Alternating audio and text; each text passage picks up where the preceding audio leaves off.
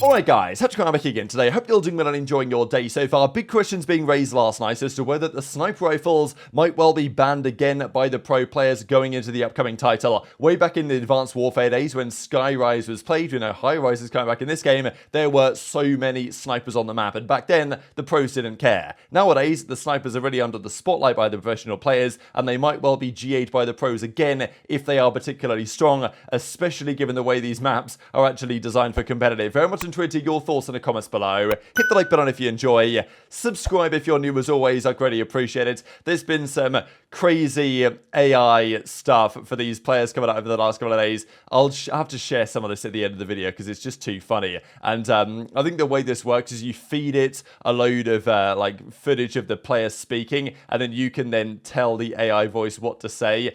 Formal's one is so funny because it actually sounds more like Formal than Formal does. The mic quality is on point. It's just beautiful. But yeah, it's kind of scary at the same time, I'm not going to lie. There's also this, that the UK CMA is still not given an update on the whole Microsoft acquisition, Activision Blizzard type thing. October the 18th, that is the date, that if the deal doesn't go through, then I don't know what's going to happen. Now, apparently there is an update coming, and we'll see what happens there, but it's been approved all over the world now, so it seems to be the final step in the UK to get this sorted. The CMA initially denied it, but Microsoft are working with them, I imagine, to overturn that decision. We'll see what happens soon, but that's quite a big deal and pretty much the final hurdle to be overcome. Wanted to mention quickly, you guys of course have seen over the last couple of weeks, Miami Heretics is now a thing for the Florida Mutineers, the Carolina Royal Ravens is now a thing, and to be honest, the league has to do tweets like this every single year because every year there's someone rebranding to something else. Now last year it was the Vegas Legion. They went from Paris Legion to the Las Vegas Legion and they changed a couple of things. The belief was they were intending to change their branding as well, but of course as we know, Vegas is still, you know, it's got the fleur-de-lis and it's still the same like logo, same brand, everything is the same as it used to be. Whereas, as we see with Heretics and we see with Ravens, they've changed the logo, right? They've changed the brand. Now, we believed that last season with Las Vegas Legion, they were planning to change the logo. They had some other idea. Now, I don't mind what Vegas have going on. I think it's kind of nice. And they've got the whole, well, Paris, Eiffel Tower, Vegas, fake Eiffel Tower, you know, it kind of half works, but I'm pretty sure their plan was to change their logo. But the belief was last season, the rumors were that they missed the deadline. They like forgot to put it in time. So the CDL said, well, you missed the deadline, guys. We can't accept that logo rebrand now, and you'll have to do it next year. And so will they do that, right? Will they do that this year? Will we have another logo for Vegas if they had something they really wanted to use last year and they couldn't do it because they missed the deadline? Or will they decide, you know what, we'll just keep it as it is? Because I don't mind them doing that, but I guess we'll see on this one. I also thought this is pretty cool here from Kenny here, who puts together what he would like to see as a jersey design for the Royal Ravens. I think this is actually really clean. So we'll see what they come up with because Vegas did a pretty good job this most recent season. Now, before we talk about the snipers in Modern Warfare 3, wanted to mention Ban and Protect because there's always talk about this every year, and Octane says Ban and Protect was truly ahead of its time. Could have been such a great implementation to competitive COD. So if you guys are unfamiliar with Ban and Protect, it was a feature that was introduced back in Black Ops 3. This is at the Black Ops 3 Esports reveal event, which is not something they do anymore, but you know, built different back in the day. They used to play Hardpoint on Combine here. We see some of the teams they were forming. Doug was on one of these teams. So the way Ban and Protect worked is that Treyarch had this genius vision that everything would be allowed in the game. Everything is free game. There's no bans, like there's no base bans or anything, and you just let the pros do Ban and Protect, and each player gets to ban one thing or protect something to not be banned by the opposition. The obvious problem is with this is that, well, you've got to ban the UAV. That ain't going to work. You've got to ban the shock charge or, you know, the claymores or the bouncing betties, or the awareness perk, for example, or the tracker perk, which lets you see people's footsteps. You've got to ban this stuff. So eventually Treyarch realized, all right, we've got to still do some base bans, right? So they did then ban a load of things that really shouldn't be allowed, score streaks and stuff like this especially. But then there were still some things like high caliber or like rapid fire, perks that were considered to be probably not in the best interest of competitive, but they were still allowed. So every single Ban and Protect you got the teams would just ban high caliber, ban rapid fire, they'd ban stuns, they'd ban, flashes, and they'd ban this type of stuff. And the protection never really came to fruition. And often what teams would do is like abeZy's team would ban out Afterburner, or they'd ban out Dead Silence, or Blast Suppressor, or something like this. And it would just make the game, it would mix things up, but it would make the game not play as it typically would do. I'm more interested in like banning weapons, for example, when, teams would ban out the M8 and you'd have to use the XR2 or something like that. My preferred implementation would be, and also you got to remember, if you guys played Arena on this game, which is what ranked play was called, it took forever. You'd go through this mode, people would be wasting time, and then someone would leave, and it was an absolute nightmare. So for the pros, it kind of worked. For ranked play, it was an absolute mess, and my preferred implementation would be that each team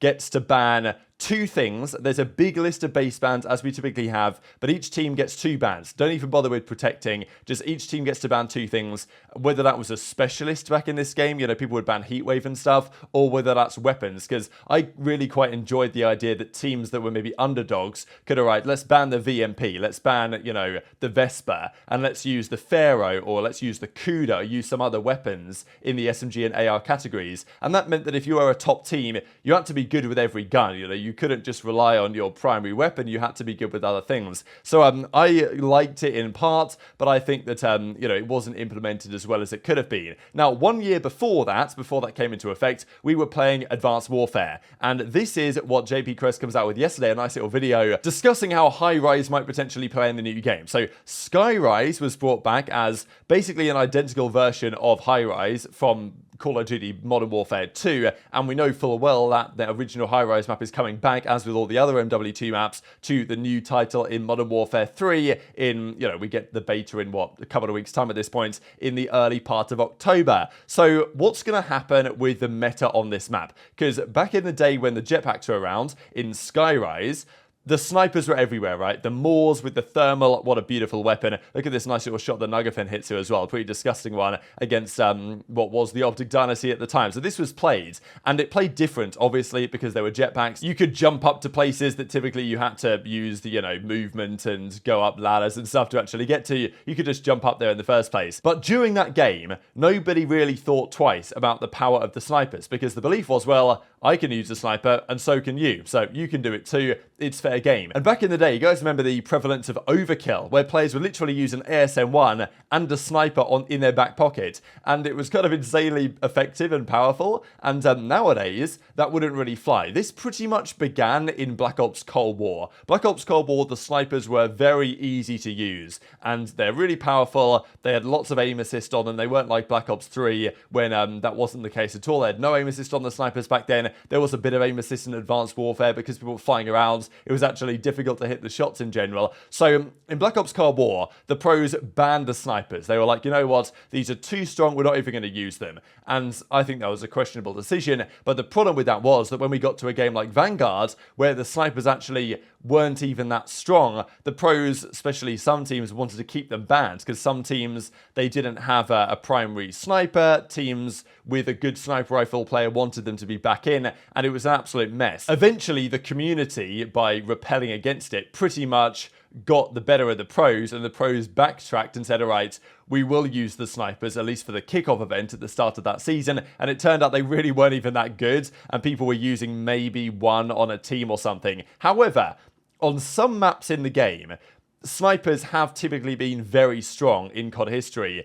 and Skyrise in Advanced Warfare, and certainly HyRise from back in Modern Warfare 2 and what we'll have going forwards, will be one of these maps. I mean, HyRise, in terms of like public matches, MW2 was the sniper haven at times. People will go for those in Search and Destroy. They go for those early cross-map, like triple collapse shots you could hit. So, it's a very viable weapon on this particular map mode combination, and teams such as FaZe and pretty much every team would use at least 2 sniper rifles on this map. And as Looney says, talking about his old kind of like Rise team that they had back in the Advanced Warfare days, didn't we run 3 snipers? So yeah, apparently they were running 3 snipers, and also they used to use overkill as well, where they would be using, you know, 3 snipers and also have like ASM1s or BALs. So like the sniper was everywhere on this map, and we haven't really seen that since this time, apart from in World War II. In World War II, this is also a thing on USS Texas. I think on that game, I remember specifically Red Reserve, it would be like Scraps and Zero. They would set up on both lanes of the map with the sniper rifle, and they would just, you know, just hold fire and just see what happens. It's snipers everywhere. And back then, nobody cared because it's like, well, I'm sniping, you can snipe as well, it's perfectly fine. And I'm of the opinion that it's perfectly fine. But the players over the years following have changed their mind on this, and at some point banned all the snipers, and most recently in Modern Warfare 2 said, alright, you can have 1 sniper with no attachments allowed at all. But there weren't really that many maps in the most recent game that were sniper havens, as we expect to be the case going forwards into especially maps like High Rise. So yeah, it's going to be interesting to see what they decide to do on this one, and whether we get any pushback on this from the pros again. Because if we go into High Rise and that map is like, you know, even nowadays, 2 snipers might be a viable strategy there to hold both of the crossfires on that map.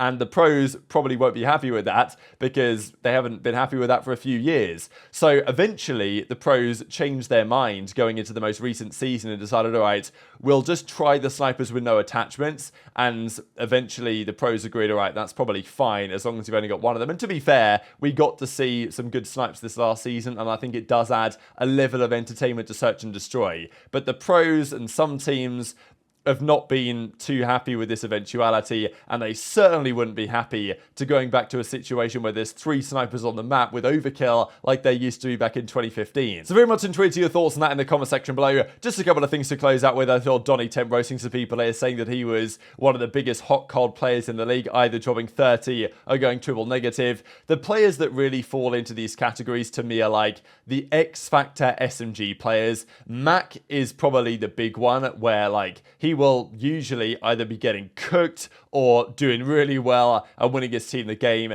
Maybe the same even with Hook to some degree. To be fair, sometimes it's the same with Shotzzy as well. Like, he had some bad maps this year, but also when he has a good map, he has a really good map and it wins you the game guaranteed. Even Kenny kind of can fall into this category a little bit when, you know, sometimes he's frying, sometimes he's not. Maybe Kenny's even one of the best picks actually for this, at least in the most recent season. But yeah, Donnie was not happy getting put into this category. Do better research, he says. And then it's like, yeah, top 10 LAN KD the past 2 years, that not consistent. So yeah, Temp's doing a little bit of scouting here to hopefully get an offer from someone in the league, which he definitely deserves, but I just don't exactly know where that's going to leave him. So very much intrigued to your thoughts in the comments below. Speaking of Kenny, just to mention, there's a few players on the verge of becoming a 10-time event champion. Simp aBeZy only won 9 in their career, which seems kind of crazy, but yeah, it's true. They've made a lot of finals. They've lost a lot of finals. Slasher's at 9. Priestahh's at 9. So I guess they've got a chance this year. Surely the FaZe guys will get there this season, Simp and aBeZy. Kenny's at 8, and then Cellium and Attach at 7. So, of course, there's many players in the league, such as Clay, if he's back in the league again, that have won more than 10 championships. But, you know, for the ones that are just below 10, these are the key names. So, very much intrigued to your thoughts in the comment section below. Hit the like button if you enjoyed. Subscribe if you're new. Take care, and I'll see you next time. Yo, Zinni, quit whining, dude. Like, deadass, you're low-key checking my dope. Brandon, are you f***ing serious? Shouldn't you be playing Valorant? This is f***ed up, and you know it, Seth. Sorry, but it is what it is, Zinni. Brandon has better gunny.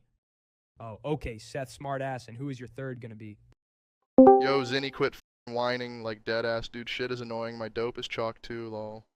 Oh, of course it's Piper. Listening to you and Brandon talk makes me want to rip my ears off. F you, Seth. I'm out. What the hell is his issue? I'm dying. Shit is comedy. Yeah, low-key like deadass, Zinni was mad as hell, no bullshit. It was checking my dope big time.